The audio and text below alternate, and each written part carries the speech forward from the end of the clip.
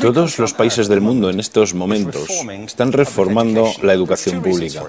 Existen dos razones para ello. La primera es económica. La gente está intentando resolver cómo podemos educar a nuestros niños para que ocupen su lugar en la economía del siglo XXI. ¿Cómo hacemos eso? Si ni siquiera podemos anticipar cómo será la economía al final de la próxima semana, como esta reciente crisis lo está demostrando. ¿Cómo hacemos eso? La segunda razón es cultural. Todos los países del mundo están intentando resolver cómo podemos educar a nuestros niños para que tengan sentido de identidad cultural, para poder legarles los genes culturales de nuestras comunidades y a la vez formar parte del proceso de globalización. ¿Cómo cuadramos ese círculo? El problema es que están intentando enfrentarse al futuro, a base de hacer lo mismo que en el pasado, y en el proceso están alineando a millones de niños que no ven ninguna utilidad en asistir a la escuela. Cuando nosotros íbamos al colegio nos retenían allí con la historia de que si trabajábamos mucho y sacábamos buenas notas y luego estudiábamos un título universitario, tendríamos un trabajo. Nuestros hijos no se creen eso. Y hacen bien, por cierto. Es mejor tener una titulación que no tenerla, pero ya no es ninguna garantía. Y especialmente no lo es si el camino hacia ella marginaliza la mayoría de cosas que tú consideras importantes acerca de ti mismo. Hay gente que dice que hay que subir los estándares, que eso sería un avance. Ah, ¿sí? Sí, lo deberíamos hacer. ¿Y por qué ibas a querer rebajarlos? No me he encontrado con ningún argumento que me convenza para bajarlos. Pero subirlos, por supuesto que habría que subirlos. El problema es que el sistema educativo actual fue diseñado, concebido y estructurado para una era diferente. Fue concebido en la cultura intelectual de la Ilustración y en las circunstancias económicas de la Revolución Industrial. Antes de la mitad del siglo XIX no había sistemas educativos públicos. En realidad no. O sea, podrías estudiar con los jesuitas si tenías dinero, pero la educación pública, pagada con los impuestos, obligatoria para todo el mundo, gratuita y a la vuelta de la esquina, era una idea revolucionaria. Y mucha gente se opuso a ello. Decían, no es posible para muchos niños pobres que están en la calle beneficiarse de la educación pública.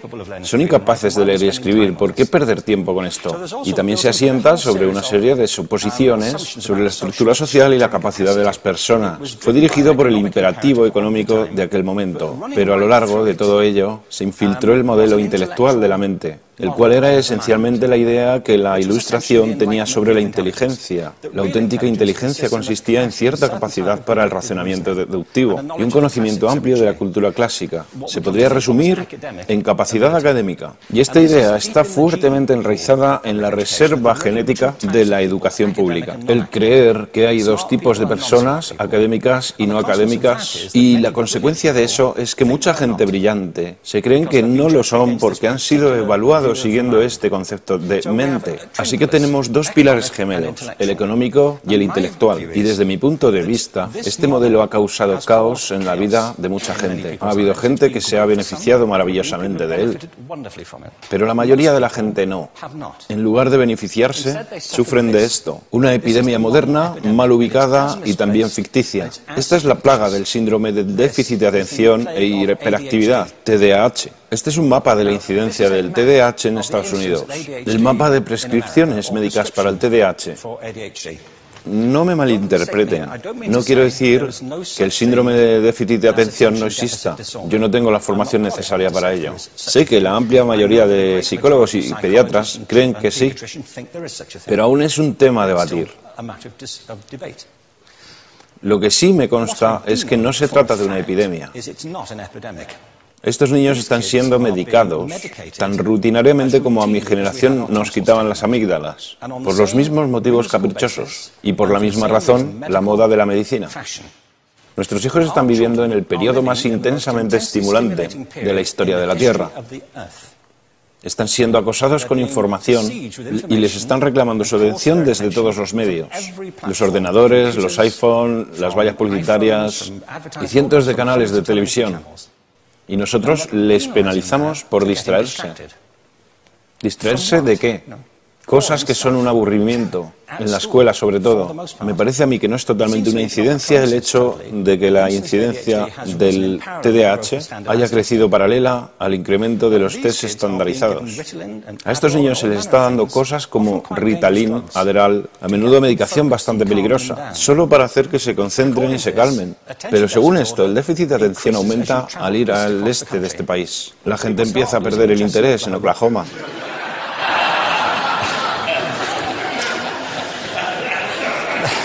Ya casi no pueden pensar en Arkansas. Y para cuando llegan a Washington, lo han perdido completamente. Y hay distintas razones para ello. Es una epidemia ficticia.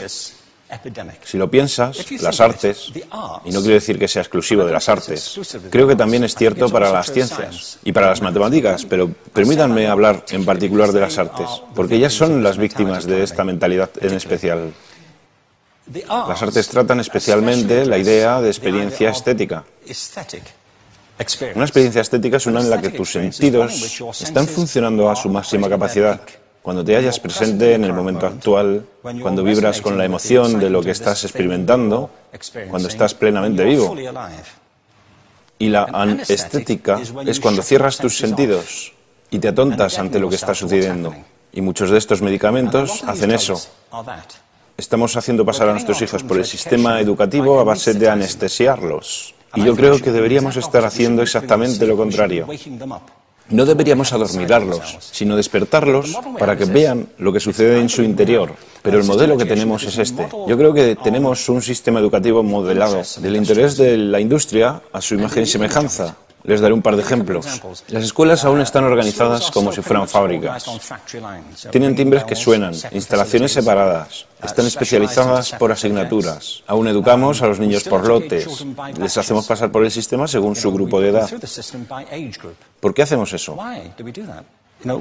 ¿Por qué suponemos que lo más importante que los niños tienen en común es su edad? Parece como si lo más importante de ellos fuese su fecha de fabricación, ¿no?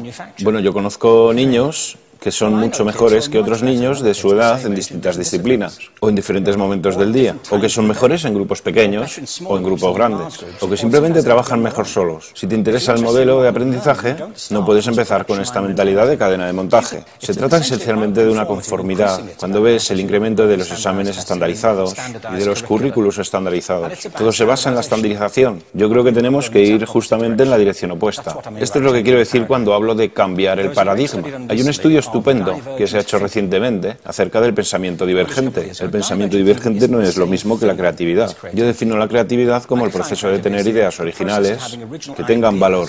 Pensamiento divergente no es sinónimo de creatividad, pero es un componente esencial de la misma. Es la capacidad de ver montones de respuestas posibles a una cuestión. Montones de maneras diferentes de interpretar una cuestión. Pensar lateralmente, como lo llamó Edward de Bono. No pensar solamente de manera lineal o convergente. Ser capaz de ver múltiples respuestas y no solo una. Así que yo diseñé un test para esto y voy a inventarme un ejemplo. A la gente se le puede preguntar cuántos usos se le ocurren para un clip. A la mayoría se les ocurren unos 10 o 15. A la gente que se le da bien, se le pueden ocurrir 200. Y lo hacen porque preguntan, ¿el clip podría estar hecho de goma y medir 60 metros? ¿Tiene que ser un clip tal como lo conocemos? Bueno, pues diseñé el test y lo probé con 1.500 personas. En un libro titulado Más allá del punto de ruptura, y en el protocolo del test, si superabas una puntuación determinada, se te consideraba un genio del pensamiento divergente. Así que quiero preguntarles, ¿qué porcentaje de la gente que hizo el test puntuó como genio en pensamiento divergente? Y debo decir una cosa más acerca de ellos. Eran niños de jardín de infancia. Así que, ¿qué opináis? ¿Qué porcentaje de genios?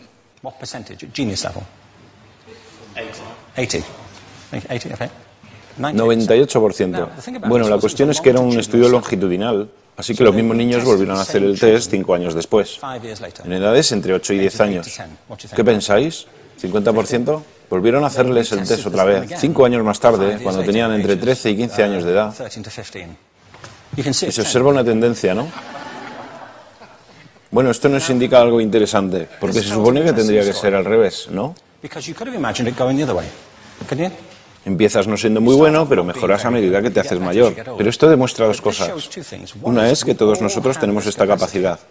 Y la otra es que esta capacidad se deteriora en general. Muchas cosas les han pasado a estos niños durante su crecimiento, pero yo estoy convencido que lo que más les ha influenciado es que a estas alturas ya han obtenido una educación académica. Se han pasado 10 años en la escuela, oyendo que solo hay una respuesta correcta. Esta es la parte de atrás del libro, pero no la mires. Y no copies, porque eso es engañar. Fuera de las escuelas, a eso se le llama colaboración. Esto no sucede porque los docentes así lo quieran. Es simplemente porque sucede así. Es porque se halla presente en la reserva genética de la educación. Tenemos que pensar de forma diferente acerca de la capacidad humana. Tenemos que superar esta vieja idea acerca de lo académico y lo no académico, lo abstracto, lo teórico, lo vocacional, y empezar a verlo como lo que es, un mito. En segundo lugar, tengo que reconocer que la mayor parte de las veces el buen aprendizaje se da en grupos y que la colaboración es lo que alimenta el crecimiento. Si atomizamos a las personas, las separamos y los juzgamos por separado, formamos una especie de desconexión entre ellos y su ambiente de aprendizaje natural. Y en tercer lugar, un asunto importante es la cultura de nuestras instituciones, los hábitos de estas instituciones y los hábitats que ocupan.